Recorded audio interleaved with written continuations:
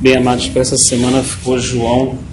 Rapaz, tudo bom? Ficou João capítulo 6, né? Para a gente compartilhar junto, ler junto, né? Eu acho que daria para a gente ler até o 21, né? Porque acho que não vai dar para assim ler tudo hoje, é muito grande, né? E a gente também não tem pressa. Então, capítulo 6, versículo 1 diz assim: Depois destas coisas, atravessou Jesus o mar da Galileia, que é o de Tiberíades. E grande multidão continuava a segui-lo, porque viram os sinais miraculosos que ele tinha realizado nos doentes. Ele subiu um monte e sentou-se ali com os seus discípulos. E a Páscoa, a festa dos judeus, estava próxima. Jesus olhou em volta, e logo de si, viu que uma grande multidão estava chegando perto dele. Então disse que diz: onde vamos comprar comida para toda essa gente? Mas dizia isto para o experimentar, porque ele bem sabia o que estava para fazer. Respondeu-lhe Filipe: 200 denários de pão não lhe bastam, para que cada um receba um pão. Outro discípulo, André, irmão de Simão Pedro, tomou a palavra. Está aí um rapaz que tem 5 pães de cevada e 2 peixinhos. Mas isto que é para tanta gente? E disse Jesus: não é assentar os homens, e havia muita relva naquele lugar. Assentaram-se, pois, os homens em número quase de 5.000.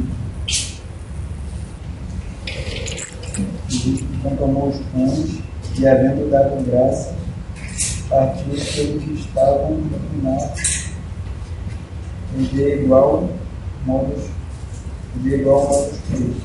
Quando já estavam satisfeitos, ele disse a discípulos: e com os pedaços que sobraram, aqueles que se perguntaram. Então eles os ajuntaram e encheram 12 cestos, com os pedaços dos 5 pães de cevada, deixados por aqueles que tinham comido.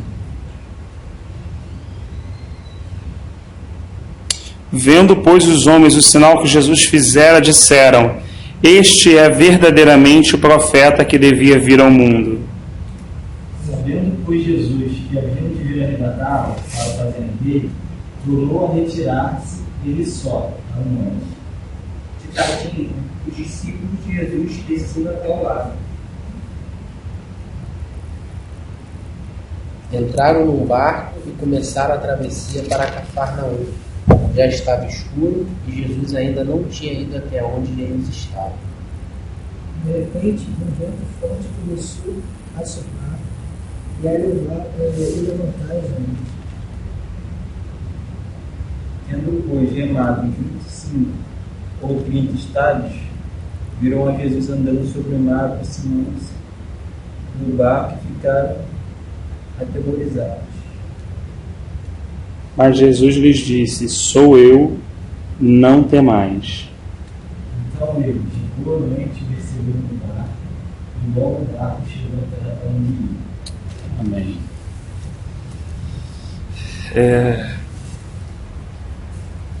A gente, acho que nesse trecho, né, a gente acaba chegando próximo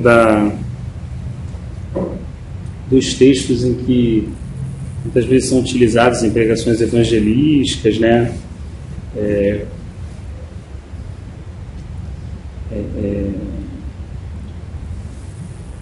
Em momentos de compartilhar a palavra, principalmente para aqueles que não conhecem a Cristo.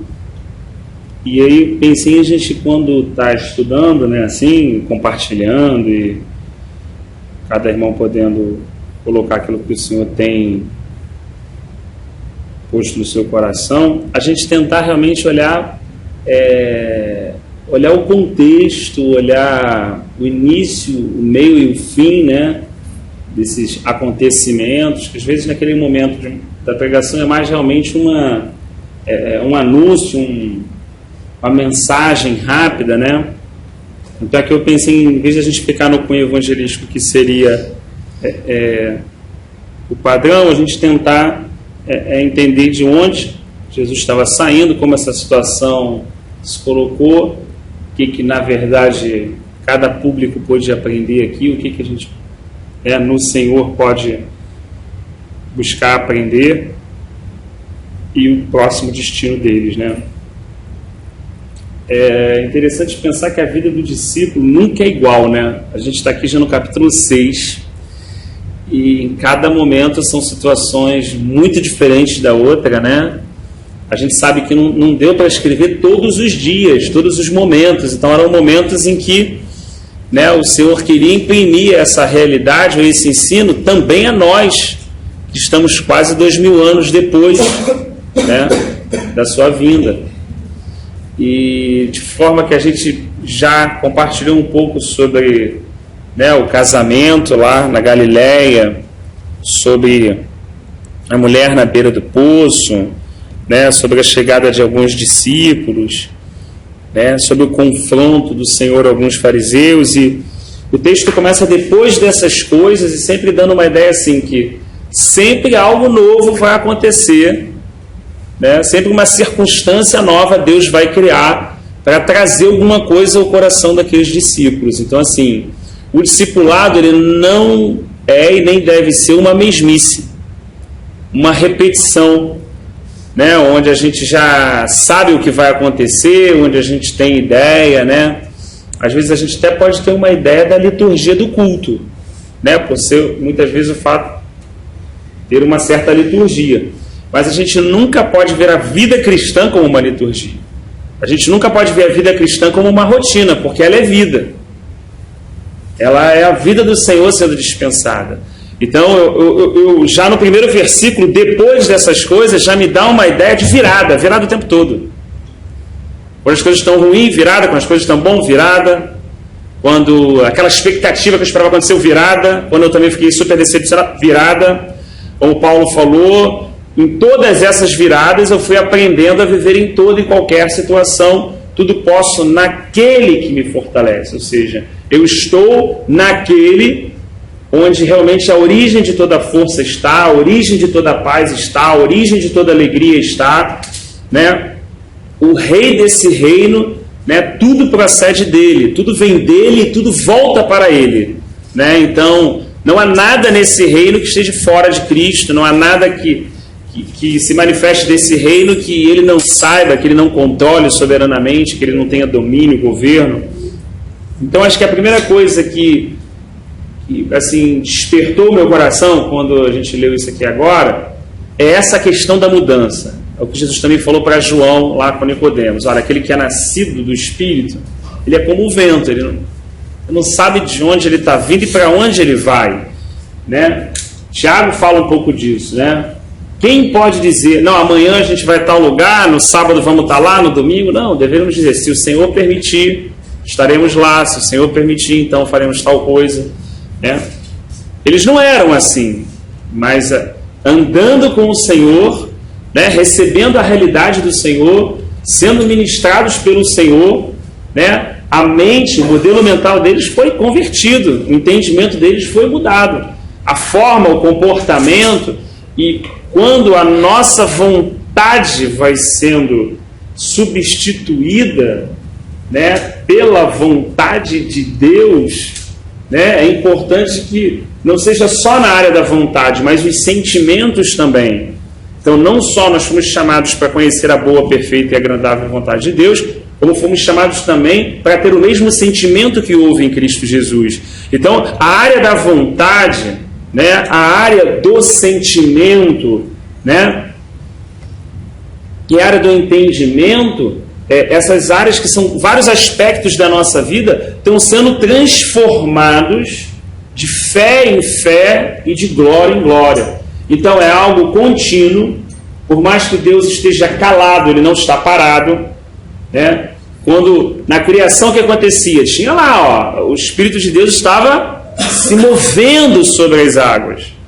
Não é só quando haja luz, o Senhor está sempre se movendo, né? O Senhor está sempre Ele está sempre agindo. Jesus falou assim, meu Pai trabalha até hoje e eu também.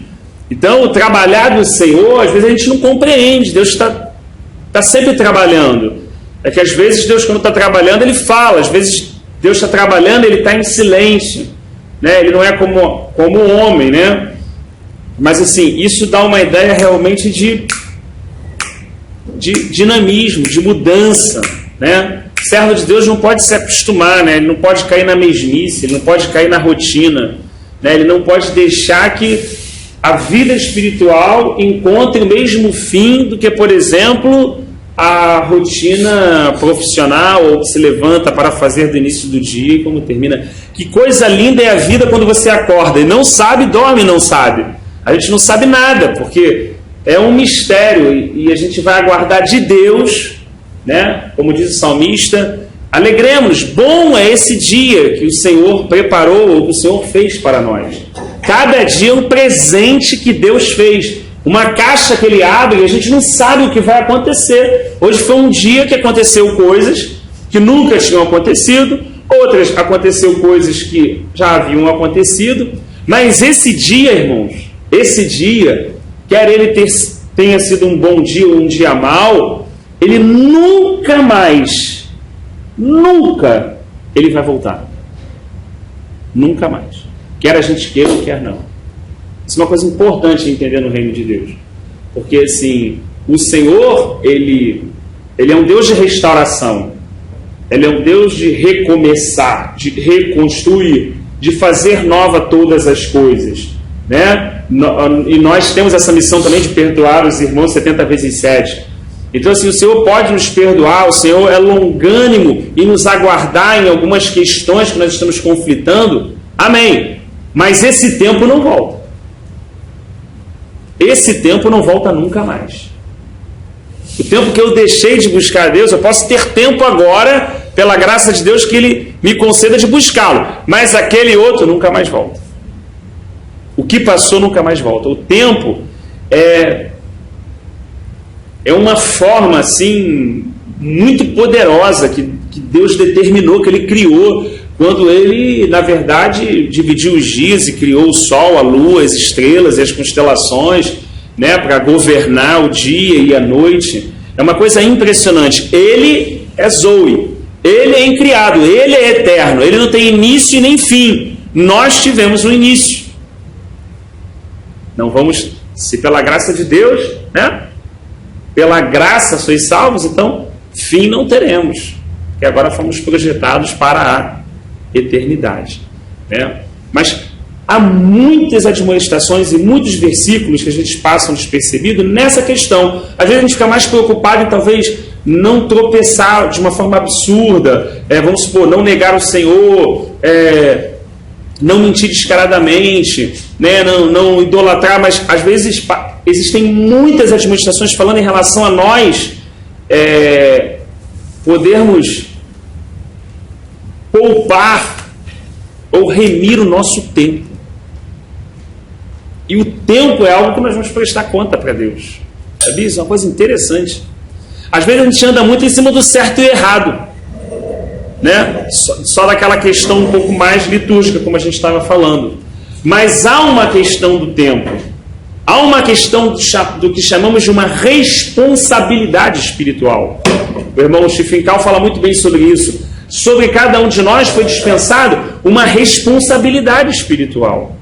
E nós temos um tempo para cumprir esta responsabilidade, ou para andar nesta responsabilidade, que já foi preparada antes da fundação do mundo, pelo nosso Pai, pelo seu Filho, já preparou essas obras para que nós andássemos nela, né? Mas esse tempo de vida, que é uma coisa muito preciosa, a administração está em nossas mãos como homem, né? Às vezes a gente se preocupa com, vamos supor, falando assim de uma forma de brincadeira, né? Se alguém ganhasse uma herança de muitos milhões e tal, né? E tivesse isso lá na poupança e tal, o que você pensa aí, Mário? Se de repente caísse na sua conta, sei lá, imagina, 250 milhões de reais, né? Assim, você não saberia nem por onde começar, né? O que você vai fazer, né? Uns torram rápido, outros Não, cada um ficar pensando naquilo, porque falar, meu Deus, aquilo ali pode durar para a vida toda, né? Então, quanta energia se gasta para tentar aplicar bem isso, né? Quantos pensamentos, quantas ajudas talvez você peça, né? Há pessoas que são especialistas, um consultor financeiro, alguém que entenda desse negócio, né? Bem, um homem de Deus muito sábio viu que existe um outro dinheiro no universo que se chama tempo. Foi Moisés. E ele orou a Deus falando assim: Senhor, ensina-me a contar os meus dias para que alcance um coração sábio. A contar, contabilizar, como o Senhor vê. Ou seja, milhões de segundos também foram dados, Mário, a você. Milhões e milhões, a mim e a cada um de nós. E às vezes a gente não se preocupa no sentido correto, não da ansiedade, em como a gente vai administrar esse tempo. Enquanto esse tempo de vida, que não é o tempo do tempo, mas o tempo da vida dado, vai ser administrado. Quer maior riqueza que essa? Do que o sopro da narina do Todo-Poderoso sobre um vaso de barro, tornar ele não só alma vivente, mas agora espírito vivificante em Cristo Jesus? E nós temos agora esse tempo diante dele, né? E como Satanás trabalha para o quê? Preencher esse tempo. Às vezes num discípulo mais diligente, mais rendido ao Senhor, onde ele sabe que muitas portas talvez tenham sido fechadas, né? Ele talvez não vai tentar afrontar esse discípulo, né, com dinheiro, com o sucesso, né? Mas ele pode procurar encher, tentar buscar encher o tempo desse discípulo de coisas, de entretenimento e de ocupações. Porque olha só, a Escritura diz: buscai ao Senhor enquanto se pode. Buscar, Raquel, o quê? Voltamos no tempo. Quando Moisés falou, ensina-me a contar os meus dias, ele estava falando não a contar os dias, porque ele era um cara estudado em toda a ciência egípcia e todo o conhecimento da geometria, da trigonometria, das construções egípcias, mas ele sabia que Deus contava de uma forma diferente, né? E a gente já compartilhou sobre isso em estudos anteriores. Deus só conta o tempo, né, que o homem está na presença dele. Então a linhagem lá de Sete, ela vem toda numerada certinha. A linhagem de Caim, não. Não tem dia de nascimento, não tem dia do filho, não tem dia da morte, não tem dia de nada. Então Moisés estava falando sobre aprender sobre essa forma de contar. Como Deus conta. Quanto tempo eu estou vivo para Deus? Né?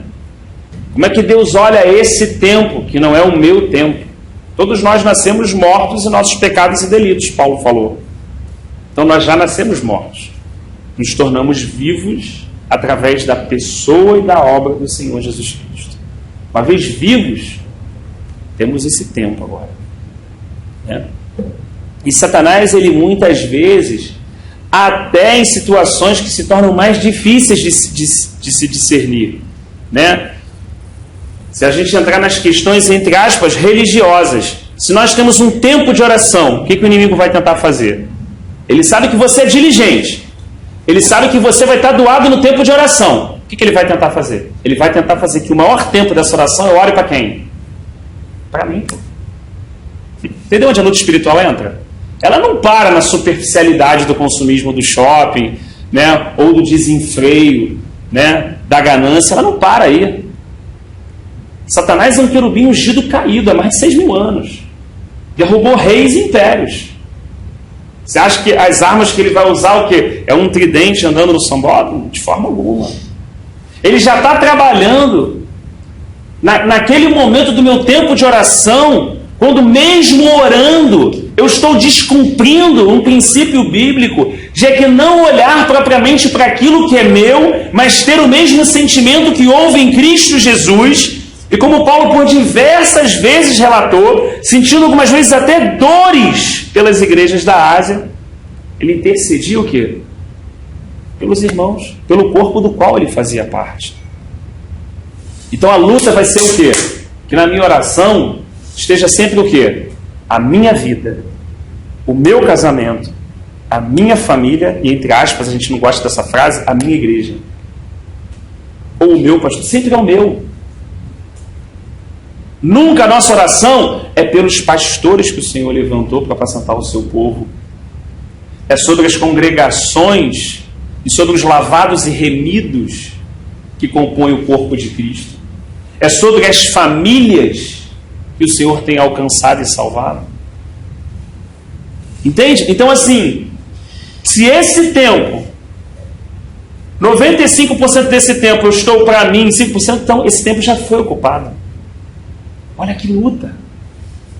Olha que difícil discernimento em compreender isso e tentar falar, Senhor, que o meu tempo seja preenchido pelo que o teu tempo determinar para a minha vida. Por isso que a rendição é difícil. Às vezes a gente até quer seguir a Cristo, mas sem se render. Por isso que alguns discípulos tiveram que passar por um processo até o final. Pedrão até o da negação, até o da frustração, até o do choro. Até desabar a casa inteira. Porque enquanto isso, ele estava ali, sendo usado, curando, expulsando demônios, subindo, vendo revelação, monte da transfiguração, acompanhando, andando sobre as águas, tempestade, multiplicando o pão, mas ainda não rendido. A rendição é o aspecto fundamental e central da vida de um discípulo. Porque ainda tudo que ele faça, se ele assim não estiver rendido, corre o risco de estar fazendo aquilo para quem? Para ele mesmo. Dentro desse aspecto, eu gosto muito do testemunho do irmão Kenneth Hagin, porque numa de suas biografias ele relata um fato muito interessante, que alguns conhecem seu testemunho de fé e como ele foi curado de uma doença terminal, a sua experiência de conversão, e logo depois ele mergulhou a sua vida para o Senhor e tal, e depois de 10 anos como apacentador, como pastor de uma congregação local, os irmãos fizeram uma espécie de festividade, falou assim, pô irmão, 10 anos e tal, e o dia que ele estava se arrumando para ir, esse é o relato dele, né? Ele falou assim, Senhor, graças te dou, o Senhor tem sido tão fiel, né? Esses 10 anos que o Senhor me chamou, né? Que eu estou assim, fazendo a tua obra. E aí o Espírito Santo falou no coração dele, mas obra de quem? Aí ele falou, Senhor, a tua obra, eu tenho apacentado com toda a fidelidade o teu rebanho. E o Espírito Santo falou no coração dele, mas quem te chamou para apacentar? Porque a obra que eu tenho na tua vida é de profeta. Eu nunca te chamei para apacentar nada. Você entendeu isso. Você concluiu isso na lógica dos homens e de como eles formatam as pessoas para que elas me sirvam. Mas eu nunca te chamei, Kenneth, para que tu faças isso. Depois de 10 anos, uma profunda decepção, não com Deus, com ele mesmo. Porque aquela obra era dele. Ele falou, Senhor, então começa a tua obra na minha vida. Para que seja o Senhor, então, é a obra que o Senhor preparou para mim. E não a que eu estou tentando buscar fazer. Tempo. Não volta. Entende? Que riqueza é o tempo? Que valor tem o tempo diante de Deus? Né? Um dia pode ser como 1000 anos podem ser como um dia. Há irmãos que contam experiências que tiveram com o Senhor, que parecia que estava muito tempo, retornou, eram questões de minutos. O tempo cronos, a gente sabe que é bem distinto do tempo de Deus, né? Mas nós aqui, né, até partirmos para o Senhor, vamos prestar conta do nosso tempo. E de que como administramos esse tempo diante do Senhor. Não, entenda bem, irmãos, não quanto fizemos de bom, é isso que eu queria alertar para mim, para o meu próprio coração. Não em quantos cultos nós comparecemos, ou em quantas pessoas nós socorremos, mas enquanto de tudo aquilo que Deus mandou para ser feito, se foi feito ou não. Porque a fidelidade, ela não mede quantidade, ela mede padrão. É isso que é uma coisa interessante. Se Deus pede para uma pessoa falar assim, ó, pega esse sapato aqui e põe ali, não adianta você pegar 50 mil cadeiras e pôr ali, como é a mente humana, e achar que isso é mais do que Deus pediu. Não. Fidelidade não é quantidade. O que é o fiel da balança? É um padrão que você tem. Se você quiser saber quanto é 1 quilo, você tem que ter um padrão de 1 quilo, para ao colocar algo próximo daquele 1 quilo, você possa obter exatamente o mesmo resultado. Isso é fiel, é fidelidade. O que Deus quer de nós? Paulo falou assim, quando estava pregando aquela autoridade, né? Porque fui fiel à visão celestial que me foi dada. Veja bem, ele não está fazendo nada a mais, ele não está incrementando da cabeça dele, ele não está inventando, ele não está botando uma cereja no bolo, ele não está aperfeiçoando, ele não está fazendo uma coisa que vai ser diferente dos outros irmãos. Não, não, não. Ele está guardando aquilo que Deus deu para ele, para que pudesse ser guardado. Então, assim, eu gosto muito daquele salmo que o Senhor fala que o seu amor leal e a sua misericórdia duram para sempre. Né? 2 aspectos interessantes: o amor leal de Deus, a lealdade, né? A lealdade fala de um compromisso entre ambas as partes. Então, assim, Deus é um Deus leal. Eu não sou como homem, né? Às vezes a gente entra em fases em que a gente se vê assim tão servindo a Deus, sabe? As coisas estão fluindo, estão dando certo, e você vê assim, sabe? Você se vê um pouco mais obediente e tal, mas parece que passa um tempo. Por isso que o Osés falou isso, né? O Espírito de Deus na boca dele, né? A nossa oscilação humana. A gente esfria. Você estava falando sobre a fidelidade de Deus, né? O compromisso do Senhor. E, assim, meu filho ele é missionário da Jacum, né? Mateus, você deve conhecer, não sei se você lembra, assim, de nome, mas como ele é missionário da Jacum, a gente acaba conhecendo vários lugares, né? Vários missionários, tanto no Brasil quanto fora do Brasil. E esses dias eu abri o meu Facebook e eu vi uma postagem de um missionário lá do Nordeste, e ele estava falando, né? Ele fez uma postagem que era com muita dor, mas ao mesmo tempo muita alegria. Ele estava colocando, né? Ele anunciava que Deus tinha levado a esposa dele.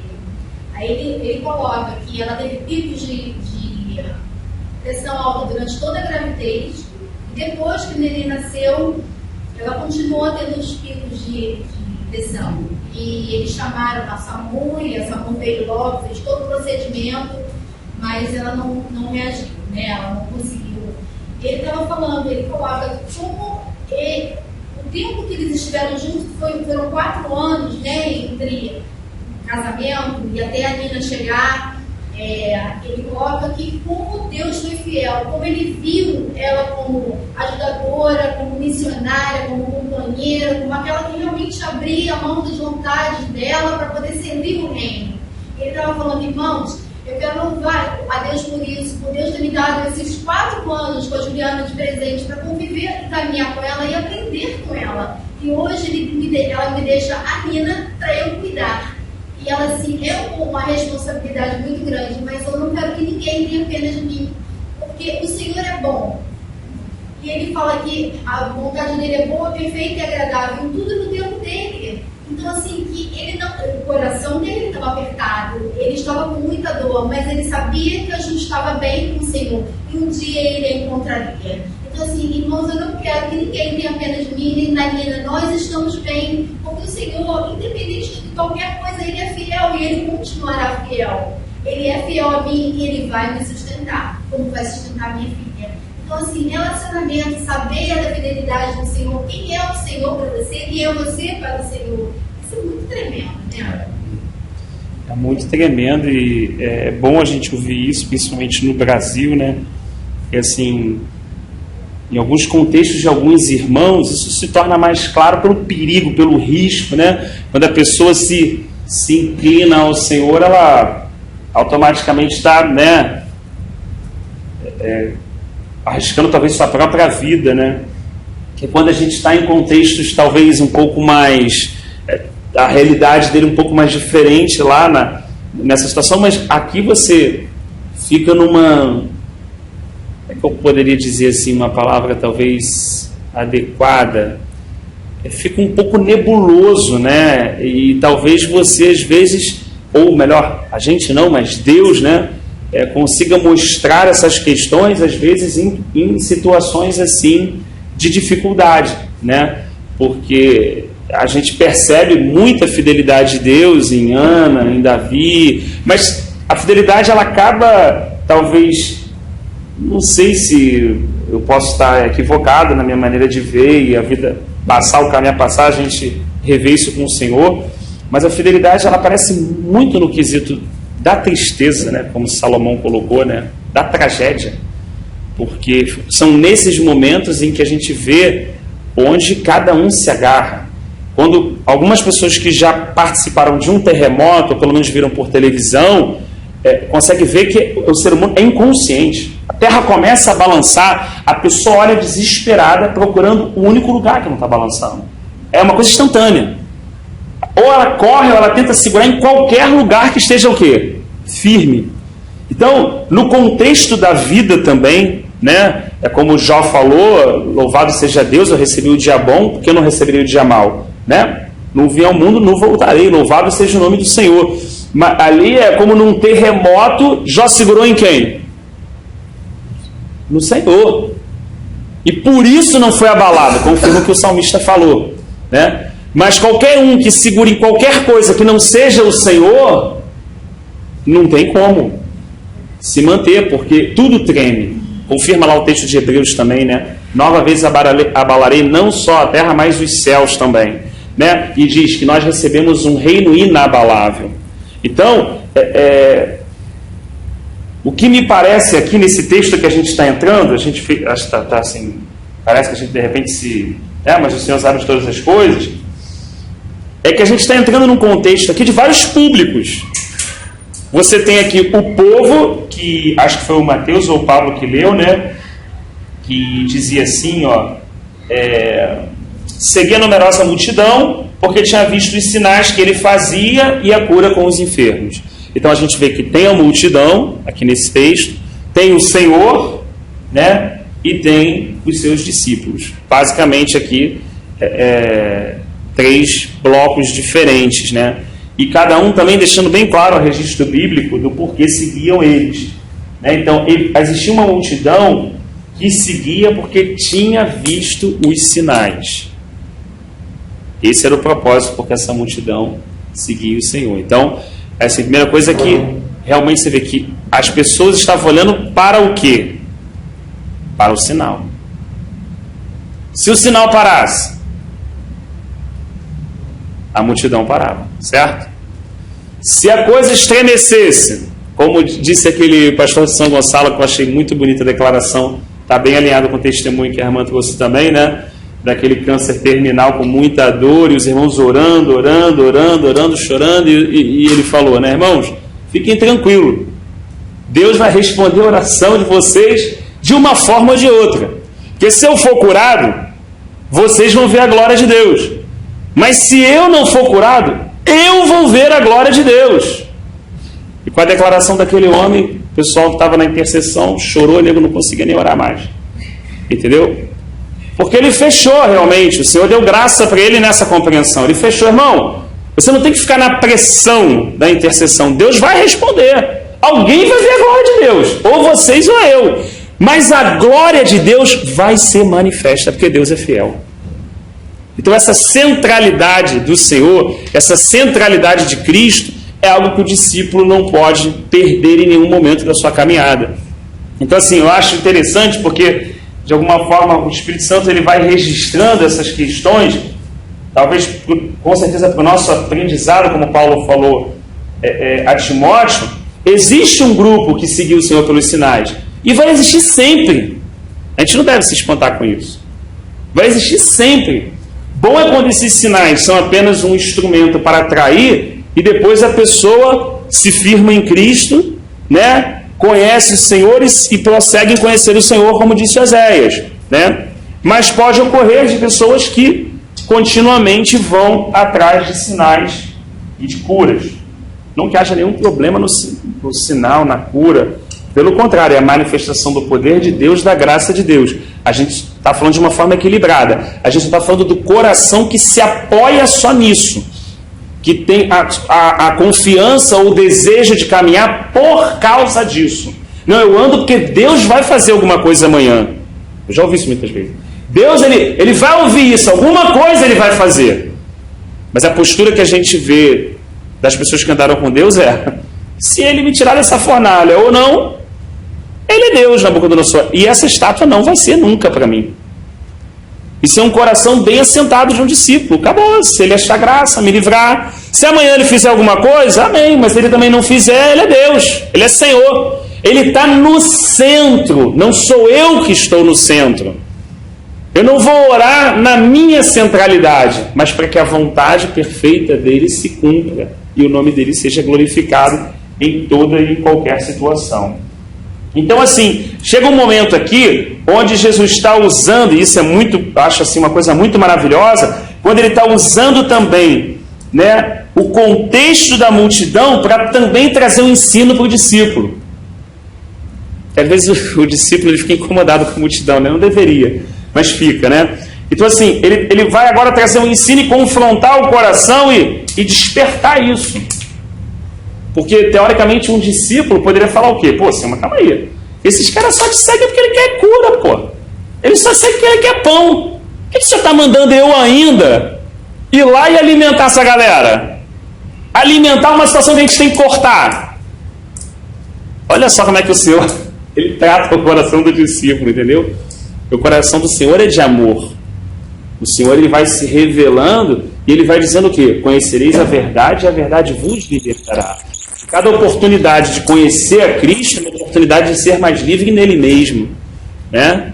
Então, assim, como um discípulo deve ser paciente, tanto com uma questão povo nesse contexto aqui, como um discípulo que é mais novo, porque há discípulos de mais tempo na caminhada que estão sendo pacientes também. Então, como nós devemos ser pacientes, o quê? Uns com os outros.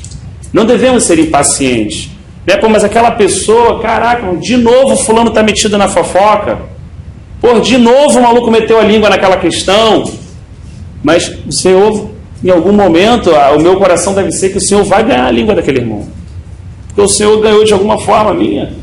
Ou está ganhando, vamos colocar assim, né? Ou está tratando, ou está me moldando em outros aspectos, em outras áreas. Tem um outro irmão olhando. Então, assim, a gente deve ser paciente, deve ser amoroso. Então o Senhor falou assim: e aí, Felipe, como é que a gente vai alimentar essa multidão aí? Porque você imagina, próximo de 5.000 pessoas, e você ali, a gente às vezes, né, quando faz o Paulo já esteve envolvido nisso, alguns irmãos também, você faz um retiro, já bate o desespero quando chega a 200 irmãos, você, caraca, onde é que eu vou botar esse irmão para dormir? Chegou agora um casal, não tem quarto. Não é assim? A gente já fica, a gente sabe que o Senhor está no controle, mas a gente do nosso lado natural, que é muito bacana também da nossa vida prática, o Senhor também vai revelando as nossas limitações e ganhando essas realidades práticas da nossa vida, para que isso também se torne uma verdade em nós, não só uma informação no nosso coração. Então, assim, e aí, filho, o que a gente vai fazer? Ele falou: pô, cara, nem que a gente saísse aqui e comprasse pão em tudo que é lugar, daria para de alguma forma a gente alimentar essa multidão, Senhor. Não tem o que fazer. A gente não tem como fazer isso. Olha que coisa interessante, né? Não tem. E acho que essa deve ser a compreensão correta de um discípulo. Não há como fazer a obra de Deus sem Deus. Eu já vi algumas declarações como: não dá para fazer a obra de Deus sem dinheiro. Mentira. Mentira. E mentira de Satanás. Para que as pessoas fiquem sempre com a preocupação de fazer alguma coisa que é pedir dinheiro. Mentira. Pode sim. Agora, não pode fazer a obra de Deus sem Deus. O que Jesus falou lá em João 15? Sem mim, nada podeis fazer. Nada. Você precisa de dinheiro para fazer a obra do homem, tudo bem. Mas para fazer a obra de Deus não precisa. Porque Ele supre. Ele dá. A obra dele, irmãos. Quando ele quis construir uma casa, que na verdade não era nem para ele habitar, porque ele não habita em casa feita por mãos humanas, mas era para ele pôr o nome dele, como ele falou em Salomão. Quem deu tudo? Foi ele, pô. Rafael, o pessoal lá, eles têm muito que vivem no meio, né? Para o meio. Eu tive muito que eles falarem assim, tia, o que eu tenho para hoje é isso, o que eu tenho para agora é isso. Agora é descansar e esperar no Senhor. O Senhor vai prover o resto. Agora o que eu tenho com meus olhos é esse aí. Agora daqui a pouco o Senhor vai mandar. E manda, sempre manda. É essa compreensão. A confiança que eles têm, entendeu? Deus vem com o amor deles. E você vê que Deus mesmo cria as situações para que Ele possa nos amadurecer, né? Então, às vezes você vê algum irmão, um pouco mais... Eu não vejo algum irmão, já vi isso muito na minha vida, errado mesmo, né? De você, às vezes, um grupo de irmãos enviar um irmão, e aquela festa, aquela coisa toda, 3 meses depois todo mundo esquece do cara, o cara tá no maior sufoco lá, ninguém ajuda em nada, aí a pessoa fica assim, tá vendo, revoltado e tal. Calma, irmão, Deus está no controle. Deus precisa forjar no coração daquela pessoa que quem vai sustentar aquela pessoa é Ele. A gente não consegue ver, às vezes tem dificuldade de discernir o mover de Deus. É claro que por outro lado Deus vai tratar com várias pessoas que não têm compromisso com o Senhor e tal, também vai tratar o outro lado, Ele vai tratar todo mundo. Ele vai botar todo mundo no molde dele, que é o filho dele, né? Vai encaixar todo mundo. Então assim, há situações em que Ele mesmo cria para que a gente possa depender dele, e dependendo dele, a gente vai amadurecendo e crescendo. E ele sabe essa pitada certa, né? Pô, ele não vai pedir o filho de Abraão no primeiro dia de relacionamento. Ele vai pedir 25 anos depois. Né? Mas pedir para fazer uma aliança, passando, por exemplo, entre os animais mortos, ele já vai pedir. Né? Então ele é um pai que, melhor do que a gente é pai, mas a gente é pai muito limitado, né? A gente já sabe mais ou menos, pô, até lá puxar a toalha, cair tudo, quebrar tudo, eu não vou fazer nada. Ela tem 2 anos. Filipinho puxar a toalha e jogar tudo no chão 12 anos, é castigo, é couro. Né? Então a gente consegue ver essa questão fácil, tranquilo, sem nenhum problema. E alguém poderia chegar para a gente e falar assim, você é injusto, porque você trata os seus filhos diferentes. Não, eu trato eles iguais. Só que esse tem 2, esse tem 12. E Deus faz isso com os seus filhos espirituais. Para Moisés, bater o cajado e ficar com raiva tem um peso muito grande. O povo estava todo na orgia, na prostituição. Mas o que disse Tiago? A quem mais é dado, mais será cobrado. O filho maduro, ele vai ter sempre uma responsabilidade muito maior do que aquele filho que não saiu ainda da infância, como Paulo colocou. De novo estou com vocês, hebreus, para rever temas de ressurreição dos mortos, de batismo, papapá, quando vocês já deveriam ser mestres, né? Então, assim, isso é um ponto também, acho que um aspecto importante. Então, assim, ele traz esse confronto, e eu acho que deixa entender a passagem bíblica, pelo menos, nisso que a gente se propôs a estudar, não no quesito evangelístico, mas no quesito de conhecer o coração de Deus, né? Que você vê que a provisão, a solução, não vem também nem dos discípulos, que poderiam se considerar aqueles que são mais chegados ao Senhor, mas vem de um menino. Não tem jeito, não vai dar. Deus falou que nenhum monte, nenhum outeiro permanecerá diante dele. O que ele quis dizer com isso, quando ele fez também essa metáfora com os cedros, né? Assim, não vai ter ninguém que vai poder dizer assim, não, eu fiz a obra de Deus, olha, eu paguei esse preço, eu abri mão disso. Não vai ter ninguém. Ninguém vai ter essa condição. Até os anciãos, coroados pelo próprio Jesus Cristo, pegam suas coroas de ouro, saem do trono que foi dado pelo próprio Cristo. Cristo tem o título de Rei dos Reis. Eles se prostram no chão e jogam a coroa dizendo, só o Senhor é digno. Eles não estão sentados naquele trono ali à toa com aquela coroa. Às vezes passa despercebido na leitura bíblica. Mas olha só a conclusão diante do Senhor que eles chegam. Que eles estão sentados num trono, estão com uma coroa, mas como é que está o coração deles? Constrangidos. Por que constrangidos? Porque só Ele é digno. Esse é o coração daqueles que estão próximos do Senhor. Esse é o coração daqueles que você vem percebendo ao longo da história. Fala assim, não, eu vou morrer, eu não pude. Pô, eu vi o Senhor. Pô, caramba, eu não vou conseguir, não dá. Eu não sei falar, tal, eu não tenho qual ser, eu sou como uma criança, Jeremias. É isso que a gente vai perceber. A compreensão total da sua própria incapacidade, de que não há como fazer a obra através do esforço do braço humano, e de que é um processo de aprendizado, onde tudo depende dele, vem dele e vai voltar para ele. Né? Então, quantos fracassos às vezes o Senhor permite na nossa caminhada cristã para a gente percebendo, né? É muito comum, você vai dando experiência, você vai orando, Deus responde, você vai orando, Deus responde, você vai orando, Deus cura. Aí você acha que, meu irmão, é como você está acelerando um carro. Você está 40, 50, 60, o que você acha que vem depois de 60? Os 70, o 80, daqui a pouco vem o quê? Daqui a pouco vem uma freada brusca. Sabe? Daqui a pouco vem uma freada brusca. Daqui a pouco vem um silêncio, uma noite escura para atravessar. Sabe? Então, assim, e a gente percebe isso na vida de Jacó, na vida de Isaac, né, na vida de José. Então, como é importante o homem não se apoiar nem na obra de Deus. É aquilo que o irmão Watchmani fala, que acho que é o irmão... Esqueci o nome dele agora... Romeu, ele costuma citar bastante, que é quando depois de 20 anos em cadeias na China, tendo sido um instrumento para edificar as igrejas da China, depois veio aquele boom, né, da explosão do evangelismo e da palavra do Senhor na China, e ele virou para o Senhor, já próximo da morte na cadeia, e Senhor, faria tudo de novo. Não pelos irmãos, não pela igreja, mas por ti, Senhor. Uma compreensão correta, uma compreensão direcionada. Como Deus nos ajuda nisso? Nos colocando em situações de tratamento.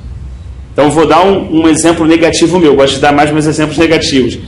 Eles me ajudam muito a entender o direcionamento errado. Então, assim, eu estive por 9 anos em um local onde eu amo muito esses irmãos e tudo, e tenho um carinho, e com alguns um contato até hoje, né? E tivemos muito junto e trabalhamos para o Senhor muito junto, como os irmãos aqui, o Leandro e tal, a irmã, o Rodrigo, Rafinha. E quando eu passei por um momento muito difícil na minha vida, eu questionei muito a Deus, porque nenhum desses irmãos foram me visitar. Nenhum. Não apareceram. Durante 6 meses. Eu questionei muito a Deus e eu fiquei assim, extremamente, com alguns até magoados. Porque eu falei assim, puxa, Senhor, quantas vezes eu virei noite me preparando para estar com os irmãos, para poder trazer algo do Senhor, para poder estar ali, para poder suportar um filho de um irmão que estava num presídio, numa situação, essa outra situação. Pô, quantas vezes eu me desdobrei, abri mão do meu tempo com a minha própria família para estar ali, para socorrer. Agora faz 6 meses e ninguém toca a campainha da minha casa. Mas eu não sabia que Deus estava no controle. Que Deus, coitado, eu imputando a responsabilidade sobre os irmãos, era o Senhor. Quando o Senhor falou no meu coração, você sabe por que dessa sua indignação? Você sabe por que dessa sua chateação, dessa sua justiça própria aflorada? Eu falei assim, por que, Senhor? Porque você fez para eles. Você pensou que estava fazendo para mim, mas você fez para eles. A prova de que você fez para eles é a sua indignação de, no momento de desespero, você não receber a mesma coisa em troca. Se você tivesse feito para mim, e somente para mim, e para mais ninguém, você teria o privilégio, nesse momento agora, sozinho, de estar em paz. Mas você perdeu esse tempo. Voltamos no tempo. Mas Deus é misericordioso e vai criar outra circunstância para que a gente possa amadurecer esse aspecto da nossa vida. Então não devemos imputar as circunstâncias sobre a liderança, sobre os irmãos que faltaram aos nossos olhos, ou sobre os irmãos que não agiram dessa forma ou de outra. Devemos entender que o nosso Deus é soberano. Ele governa, ele está sobre um alto e sublime trono. Ele tem um domínio de todas as coisas. Ele nos conhece antes que nós passássemos pela madre da nossa mãe. O salmista ainda diz que todos os nossos dias estão escritos no livro dele. E que ele sabe a palavra mesmo antes que ela saia da minha boca. Então o que diz o Espírito de Deus na boca de Jeremias no livro de Lamentações? Que se queixa o homem? De quê? Queixe-se cada um dos seus próprios pecados. O que eu, Rafael, vou me queixar? Me queixar de quê? De quem? De que problema hoje do dia? De que afronta? De que calúnia? De que eu vou me queixar? Senão dos meus próprios pecados e das minhas falhas diante de Deus. Porque ele ainda usa todas essas questões. Ele usa a inveja dos irmãos de José para jogar José no centro da vontade dele.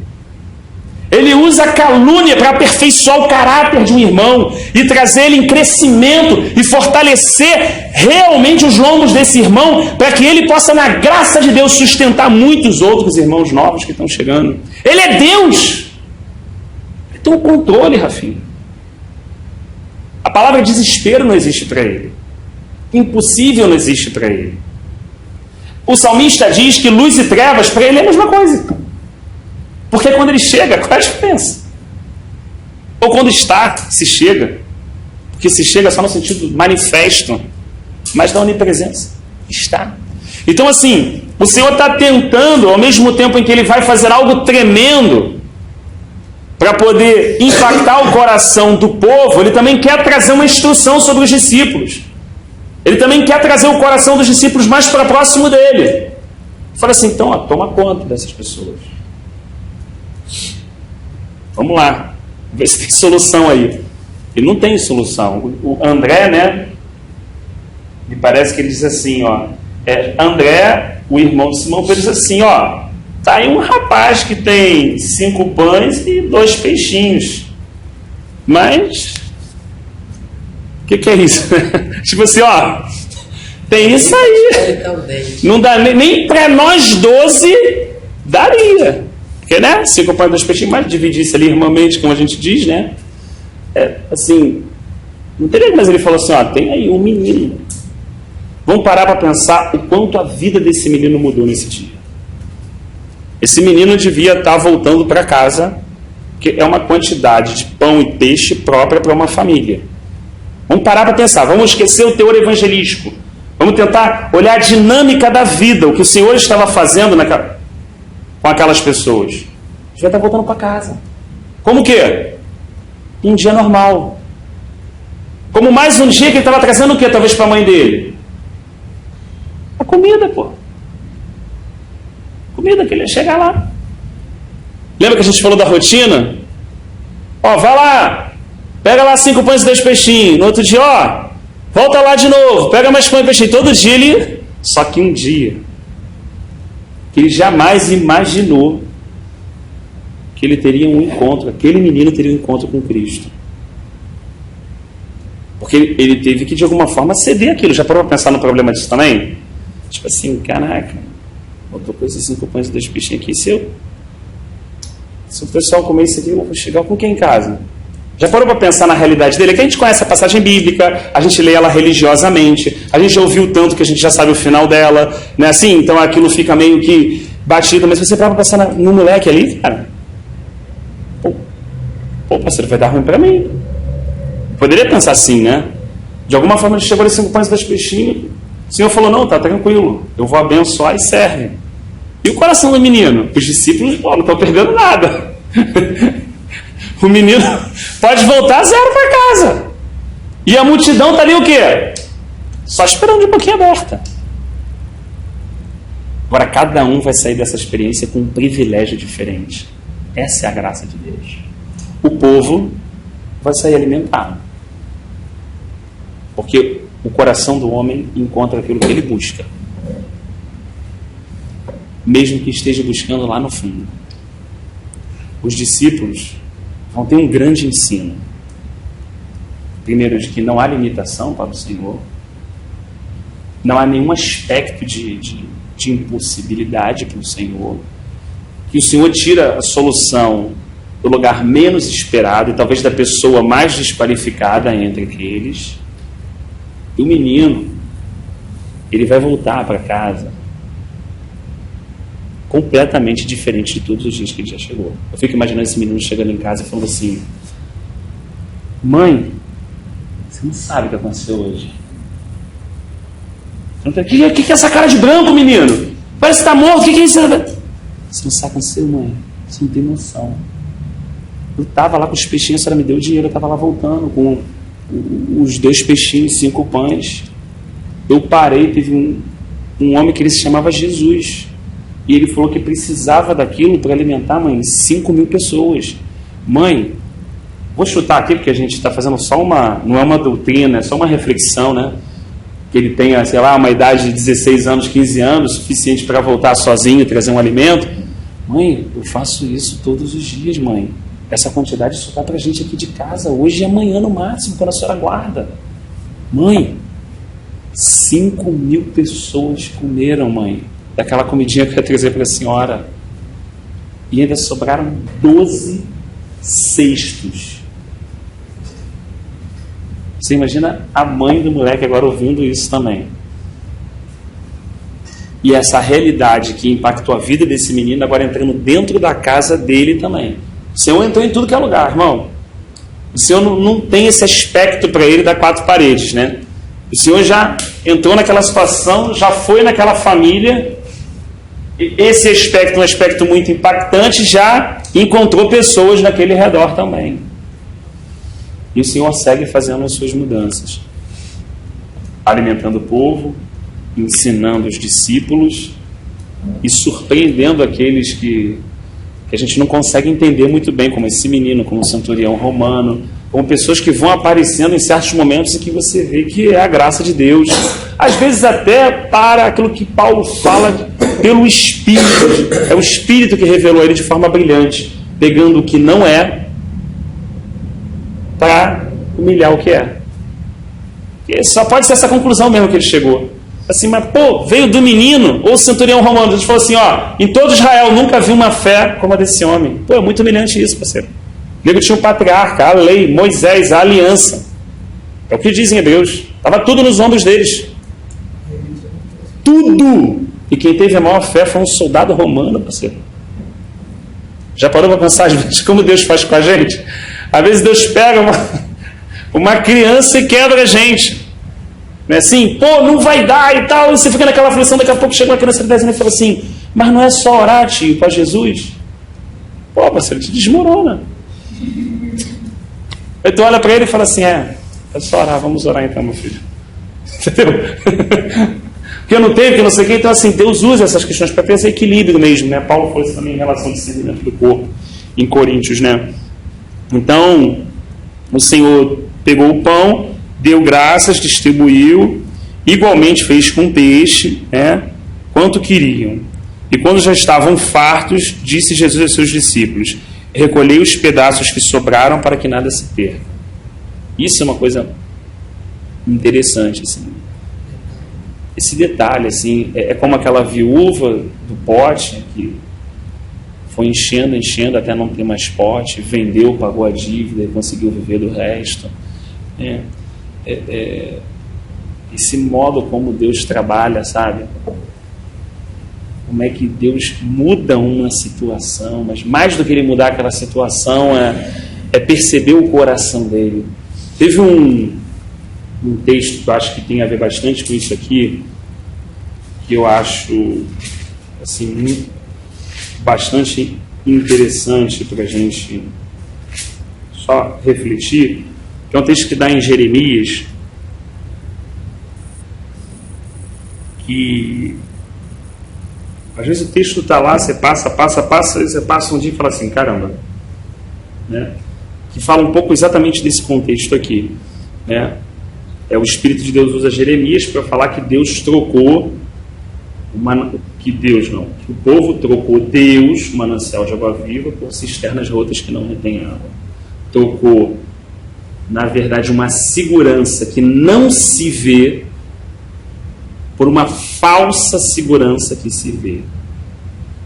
Esse ensino que Deus queria trazer. O povo de Deus não era o povo ímpio, não eram pessoas que não conheciam a Deus, eram pessoas que tinham aliança com Deus, era o povo que se chamava Deus, por Deus.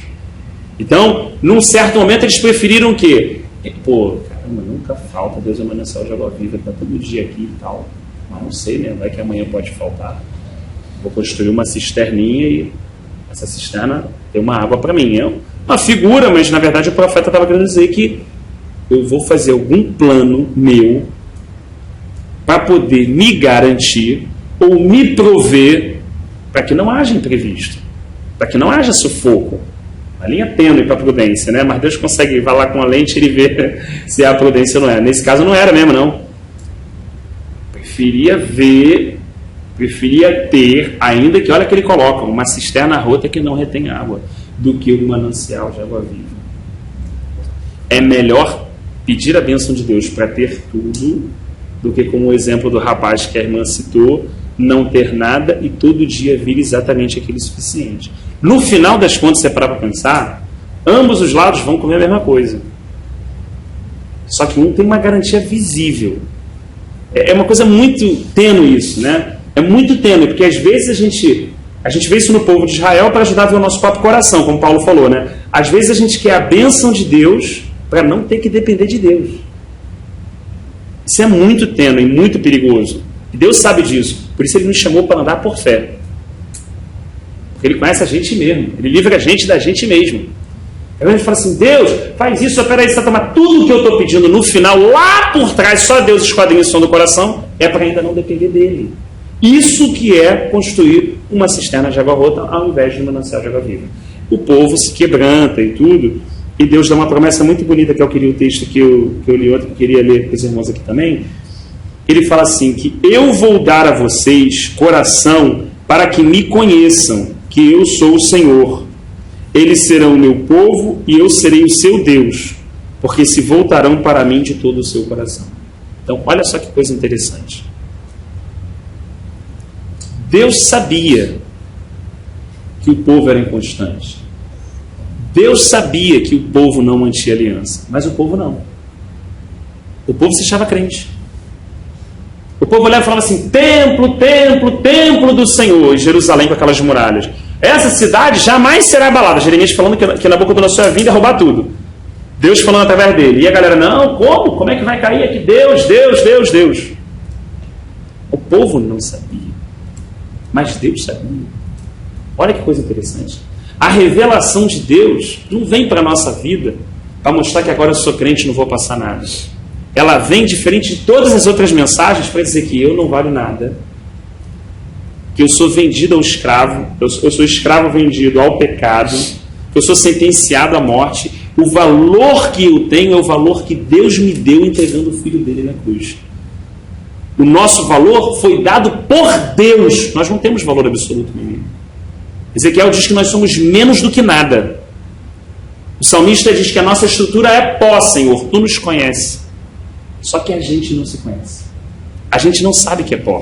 A gente não sabe que é passageiro. A gente não sabe que hoje pode estar amarradão com Deus e amanhã chutando balde. A gente não tem essa consciência clara. A gente acha que é crente. A gente acha como Pedro e fala assim, eu jamais te deixarei.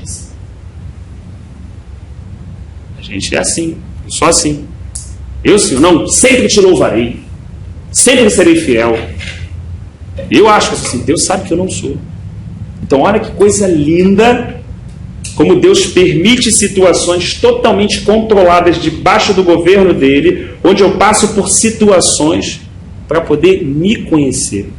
E à medida que eu me conheço e me frustro comigo, porque vejo que eu não amo a Deus como eu achei que amava a Deus, ao mesmo tempo, no lugar disso que ele tira, ele entra com outra realidade e mostra também que ele me ama muito mais do que eu imaginava. Então ele tira algo nosso e põe algo dele no lugar. É assim que ele vai edificando ele em nós, como Paulo fala, imprimindo essa semelhança. Então tem como um cristão falar pare de sofrer? Tem como um cristão querer, de alguma forma, buscar uma vida de sucesso onde nada aconteça, onde ele cerque de todos os lados para que não tem. Jó tentou também isso. Na fidelidade legal, orando pelos filhos que ainda nem pecaram, daqui, dali, tudo, parceiro, mas não dá. Não é rotina. Não tem controle, não tem domínio. O céu governa sobre a terra. E Deus estremece. Para quê? Para que a gente sofra? Não. Para que os nossos olhos espirituais sejam abertos e que a gente possa contemplar o único que não é abalado. É o nosso Deus e o nosso Senhor. E Ele nos ensinar que nós não precisamos ser fortes, mas precisamos estar sobre a rocha, que é Ele inabalável. O cristão atualmente, ele tenta ser forte, ele tenta vencer tudo, ele tenta fazer tudo. Não é essa a revelação de Deus. Paulo falou assim, quero ser achado em Cristo. Quando alguém procurar Ele, onde é que Ele está? Em Cristo. Ele quer ser achado lá. Ele não quer ser alguém fora de Cristo. Nada, absolutamente nada. Abriu mão de tudo. Qualquer conhecimento de Gamaliel, 3 línguas, para tudo que ele falou, hebreu de hebreu, fariseu, cumpridor de toda a lei. Meu irmão, não quero que nego esqueça a minha vida. Que se forem me buscar, me achem em Cristo. Ele diz até de uma forma um pouco mais impetuosa, dizendo, pus todas essas coisas como esterco para obter o sublime conhecimento de Cristo Jesus, da sua obra. Só que isso é impactante para a gente, porque vem a onda, Mateus, a gente perdendo. Na visão carnal, o quê? Pô, caraca, não era para acontecer isso, parceiro. Agora, pô, o que eu vou fazer agora? Pô, Deus... E a gente rapidamente entra o que às vezes? Numa campanha de oração, num lugar. Mas se a gente perceber, a gente não está na campanha para conhecer a Deus. A gente não está na campanha para Deus ser glorificado. A gente não está numa campanha de oração para que a vontade perfeita do Senhor seja... Não! Está na campanha de oração para fugir fora da fornalha, parceiro. Para correr, para meter o pé. Para Deus fazer qualquer coisa que mude aquela realidade da nossa vida. Deus sabe disso, mas a gente que não sabe. Então quando minha filha fala assim, ó, fica aqui de castigo meia hora. Ela tá meia horinha ali... Né? Aí a Sarinha falou assim, papai, eu nunca mais vou falar isso para minha irmã e tal. Eu prometo que se eu deixar eu sair do castigo agora, eu vou todo dia acordar e vou arrumar minha cama para sempre. E nunca, papai, eu vou falar mais isso e tal. Você acha que as declarações dela estão ligadas a uma mudança de consciência que ela obteve ou o desespero de sair do castigo? Ah, parceiro, sou eu igualzinho. Saí dali, troquei de quarto, sou eu com Deus. Só que eu não sei, Ele sabe. E aí? Como eu ali naquela relação agora de pai, dentro do limite dela, porque não vai poder eternizar o castigo, vou ter que perceber que existe um modo aqui de tratar e coisas que ela não vai compreender e que eu vou ter que deixar, ela vai acreditar naquilo mesmo. Até que 2 dias depois ela não arruma a cama. Eu falo assim, filha, e aí? Já foi lá no quarto, viu a cama? Ela nem lembra do que ela falou. Cara, é igualzinho a gente com Deus. Não, Deus, se você me tirar dessa... Eu lembro disso quando eu pegava onda. Assim, Deus, se eu sair dessa, uma puxando muito, eu quase soube que Deus, se eu tirar dessa, nunca mais entra aqui pro fundo. Então eu na outra semana caindo lá, ó. Mateus já riu porque Deus falando com ele lá. ele é sofista também. Então, assim, outros aspectos da nossa vida também são assim. Deus é um Pai maravilhoso. Irmãos, quando Ele firma e prensa um pouquinho a gente, acredite, é amor. O não dele vem da mesma origem que o sim. Um amor que é impossível de nos separar dele através de Cristo Jesus. Essa clareza, essa mudança, essa conversão de mente, de entendimento, faz com que não só a gente aceite as circunstâncias, não só que a gente aceite a vontade de Deus, mas que a gente entre no próximo estágio de amar a vontade de Deus. Porque muitas vezes nós aceitamos a vontade de Deus. Há um outro estágio de um amor mais perfeito, que é amar a vontade de Deus. Né? Então...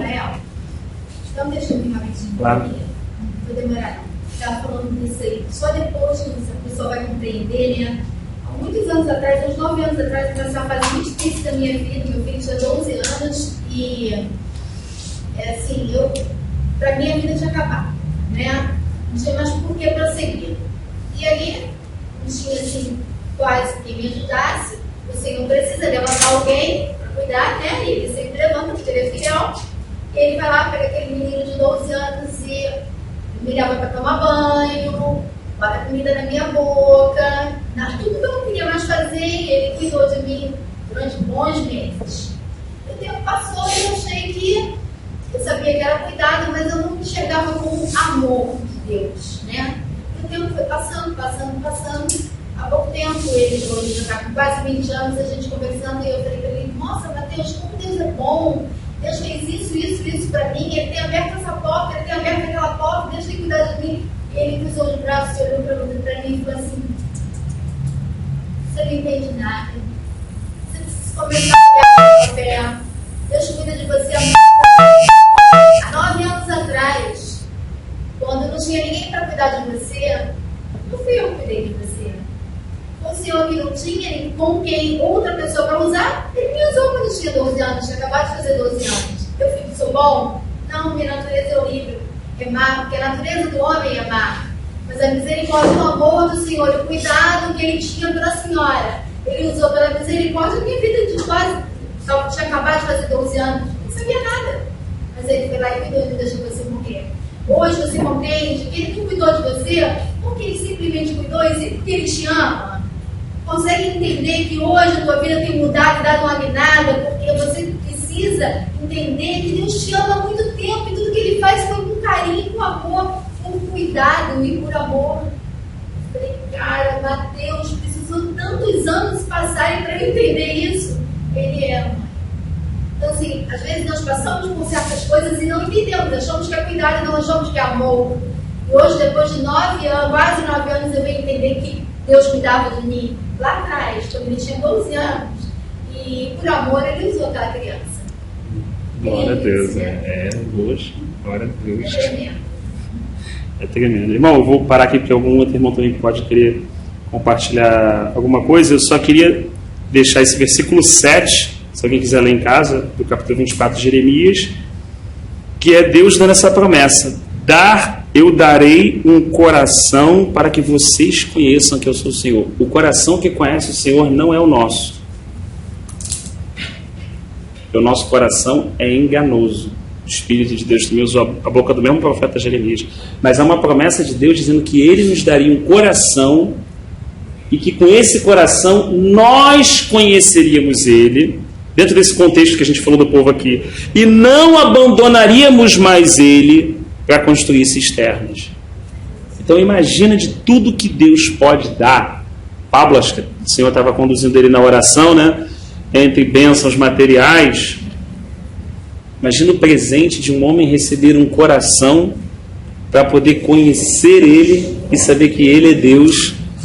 E esse coração, sim, que veio dele, manter e perseverar essa aliança, não abandonando mais Ele. Imagina que presente é esse, né? Que presente é esse que um homem pode receber, né? E às vezes a gente pede tantos outros presentes, como criança também, né? 1 milhão de presentes parecem importantes para uma criança de 6 anos, e só o pai sabe determinar qual é aquele presente para aquela idade, né? E às vezes no início é como o povo mesmo: o que você quer? Pão. O que você quer? É peixe. O que você quer? Resolve o problema do trabalho. O que você quer? Resolve o problema com o meu vizinho. O que você quer? Resolve o problema com aquela pessoa que eu não aguento mais mexendo no saco. O que você quer? Resolve aquele problema. Meu marido está assim, minha mulher está assim. O que você quer? Resolve assim, né? Até você chega e fala assim: caramba, isso é insolúvel. Não é isso que Deus quer. Deus está usando todas essas circunstâncias para tentar falar alguma coisa comigo. Eu não estou entendendo e só estou pedindo para Deus mudar. Só pedindo para Deus mudar. Só esqueci de fazer o único pedido necessário, que é que Deus me mudasse e me desse esse coração para que eu conhecesse Ele e com esse coração não abandonasse mais Ele, não voltasse mais as minhas costas para Ele e que seguisse com Ele, para Ele, num relacionamento perseverante e duradouro, né? Assim, que de alguma forma o Senhor nos encontre, né? E a gente, nosso desejo, nosso coração possa estar voltado para isso que o Senhor quer nos dar como importância, né? Quer nos presentear, porque não é a gente que consegue. Ele diz no texto que Ele que dá. É graça. Não é esforço humano. É misericórdia. se fosse merecimento na misericórdia, porque ninguém merece misericórdia, né? Na verdade, se eu em algum momento da minha vida pleiteei com Deus para existir, não,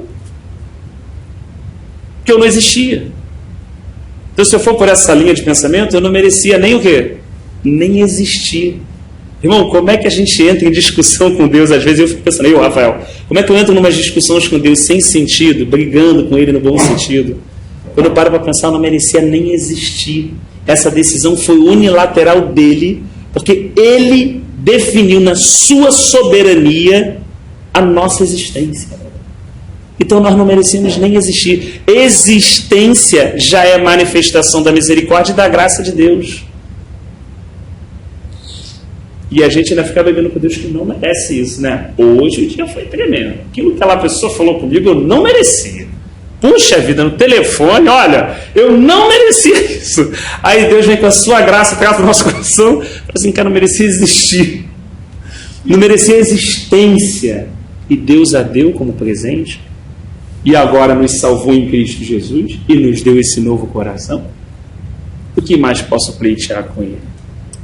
Se não viver uma vida de gratidão, que o Salmista falou, que darei eu ao Senhor por todos os benefícios que Ele tem feito.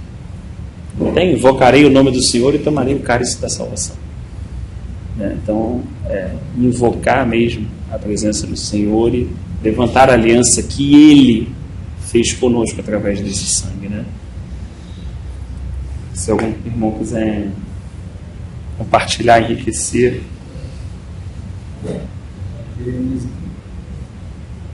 Ih, Barão, fechei aqui, mas esse que eu li aqui de Jeremias, fechei aqui porque eu não estava com ele na cabeça.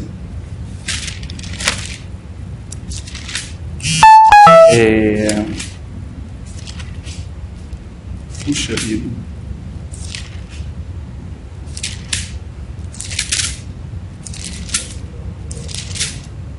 É 24:7.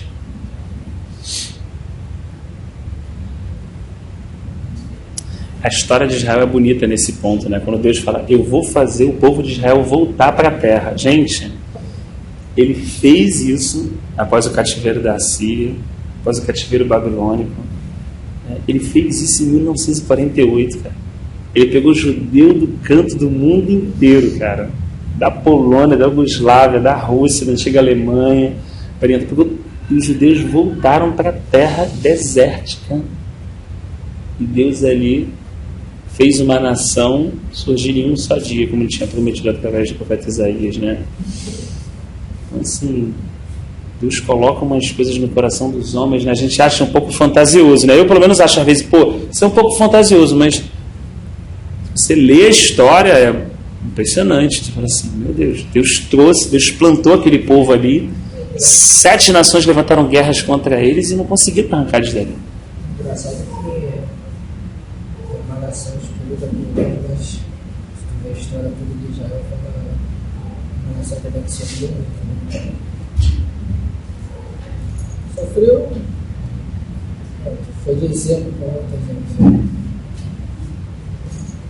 Todos os sentidos, desde lá, né, porque eles já tinham uma terra prometida, eles são usados desde o início também.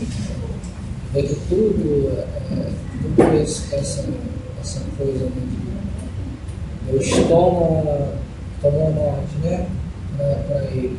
Nós somos usados como nós somos eles têm que estar ligados com Deus, né? Porque se a gente não estiver ligado com Deus, que Ele nos usar, eles vão nos usar, né? É verdade. É importante essa parte de juntar os pães. O Senhor fala para juntar os pães e as sobras, né? Do que sobra, reter. Porque aquele ambiente ali era um ambiente de caos, né? Uma multidão para se comer, tinha muitas pessoas para comer. O Evangelho realmente é isso, ele é um ambiente de caos, vamos passar por muitas dificuldades, como a irmã passou, vários irmãos vão passar, muitas dificuldades, e o Senhor, nesse momento de caos, Ele vai trazer no refrigério, Ele vai vir com a provisão que só Ele pode dar a provisão.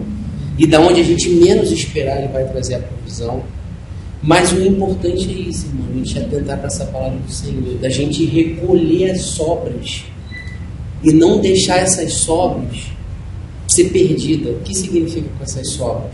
Na minha concepção, irmão, é a gente... Porque no momento de causa a gente vai murmurar, a gente vai blasfemar de vezes, vai aquela coisa do nosso coração vai aguçar. Assim como você falou que teve teu momento de provação ali, você... né? Mas o grande momento é você saber recolher do cesto, da sobra, que todo mundo foi alimentado, todo mundo foi tratado.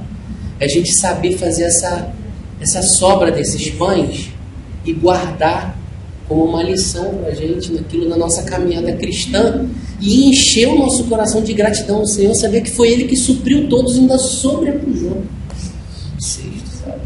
Isso é de muita importância na caminhada cristã, porque essa aqui faz a diferença do Filho de Deus para o filho das trevas.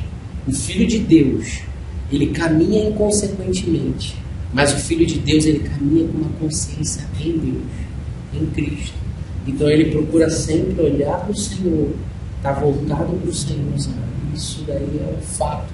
A gente aprendeu isso com um irmão de 64 anos. Você conhece o irmão que teve lá em casa. Então ele falou assim: irmão, esse é de suma importância para nós, a gente saber tirar lição de tudo, sabe, de toda circunstância e ver a mão de Deus em todas elas, né? E não murmurar por aquele fato, mas no final de todo o processo você saber recolher aquelas sobras dos alimentos, que todo mundo foi suprido, todo mundo foi fartado, né? E quando eu passei uma situação muito difícil, tu acompanhou também, e assim, eu na hora, engraçado, quando assim que passou aquela nuvem negra, né, que fica uma nuvem negra entre você e os céus, parece que fecha o tempo, né? Então, esse é o grande privilégio nosso, de poder olhar para o Senhor e ouvir a voz dele falando assim. Engraçado que eu ouvi a voz do Senhor falando assim: agora você pega tudo que sobrou e junta, sabe? Não deixa nada desperdiçar, sabe? Aproveita tudo, entendeu? Porque todos foram alimentados, entende? Então, essa é uma lição também interessante que eu vejo nesse texto, assim, até que eu mesmo vivi, sabe? Por experiência, nesse momento que tu acompanha também, né? Já tem no sentido que a gente guarde isso. A nossa tendência é esquecida. Essa natureza é esquecida. A gente tem que pedir até misericórdia para guardar essas coisas, para reconhecer o agir de Deus, para lembrar que foi Ele que fez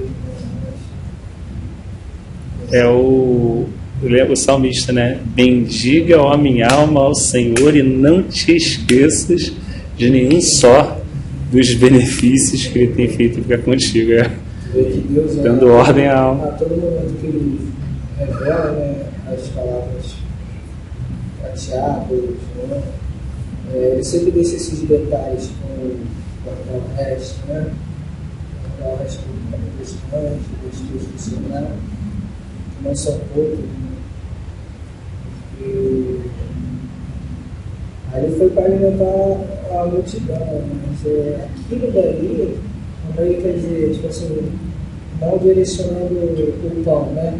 Mas eu acredito que a gente pode tirar isso daí também, é que aquilo que Deus fez naquele lugar, também quer compartilhar em outros lugares.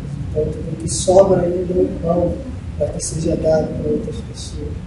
Então, tu vê que o que foi liberado aqui nesse lugar, ele também quer que também seja liberado em outro lugar. Então, não está limitado só para aquele povo, só para aquele acontecimento.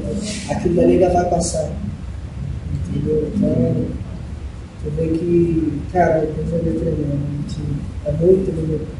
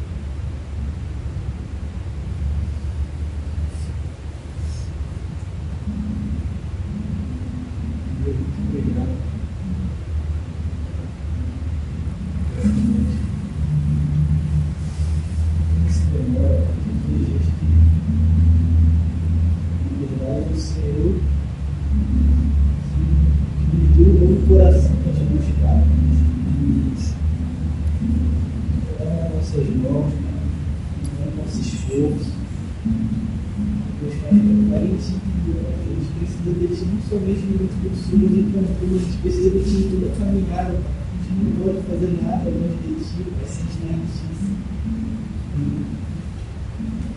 Nos traz graça no nosso coração, Pai. Que a gente se renda, Pai.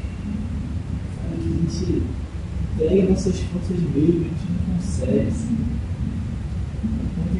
Às vezes a gente tenta fazer, nos santificar, sabe?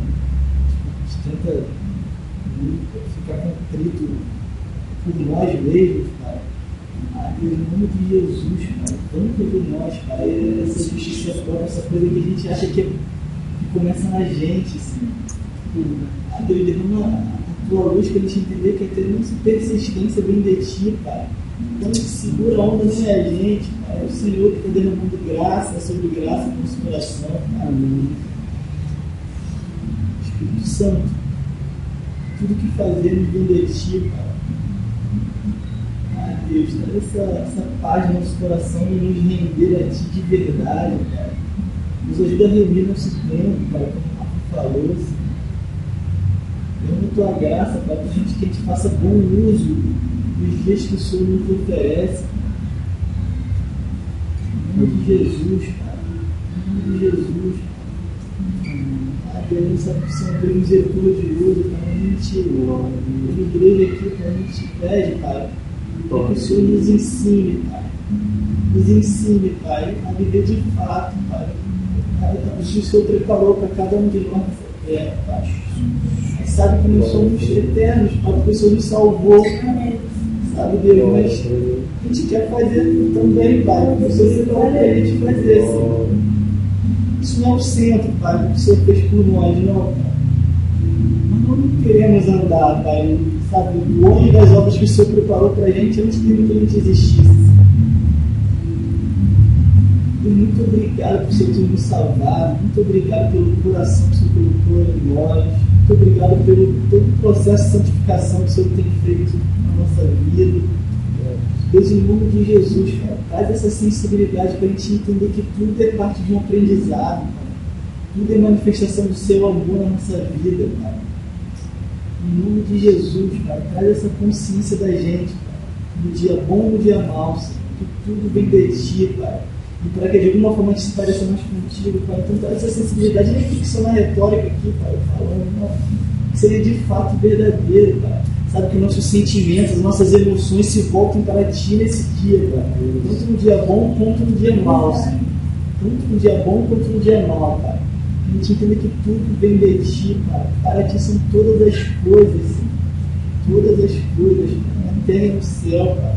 Seja feita a tua vontade mesmo, Pai. Sabe, quebra a gente, Pai. Sabe, rompe, nos ganha, Pai. Em nome de Jesus, Senhor. A gente não quer se colocar como impedimento da tua graça, não sabe?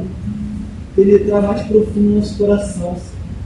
Nos ajuda para nos voltar para ti, em nome de Jesus. Guarda cada um aqui, Pai, tua graça, tua pobreza, Senhor. Para que em nome de Jesus a gente possa continuar aprendendo de alguma forma, Pai, através da tua graça e ensinar, Pai, quem anda com a gente, Pai, com toda humildade, Pai, sabendo que o próprio ensino vem de ti, Pai. Sabe, que as pessoas possam aprender, Pai, essa liberdade em ti, Pai. Essa maravilhosa liberdade que há em ti, Pai, onde não existe força humana, Pai, existe só o poder do teu Espírito sobre a vida de todo aquele que crê, Pai, em nome de Jesus. Em nome de Jesus, Pai, ajuda a gente, por favor. Por favor, Senhor, ajuda a gente. Não quer ficar andando para lá e para cá, Pai, sabe, sem saber para onde ir, não, Pai. A gente não quer mais gastar nosso tempo, Pai, com coisas que, sabe, a gente não precisa mais, Pai. Em nome de Jesus, Pai. Dá essa sensibilidade para a gente, para entender que o Senhor nos guarda, Pai. Que nós estamos em Ti, Pai. E que a gente permaneça em Ti, Pai. Em nome de Jesus, Senhor. Em nome de Jesus, abençoe cada um aqui, Pai. Derrame o teu poder e a tua presença, Pai. Para que cada um aqui, Pai, sinta de fato que o Senhor está com a gente. Que a gente tenha essa sensibilidade da tua presença, Pai, desde quando a gente levanta até quando a gente for dormir. Em nome de Jesus. Em nome de Jesus. Precisa de ti. Se nossa vida não faz sentido, Deus, que você nos encontrou, Pai, o Senhor nos maior tesouro, Senhor. Ah, Deus, brinda a tua graça. Em nome de Jesus, por favor.